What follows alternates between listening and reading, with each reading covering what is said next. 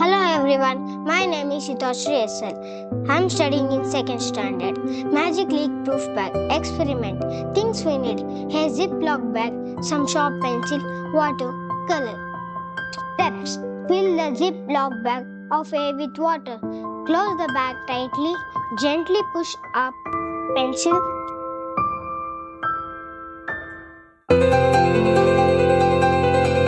See the water does not leak out.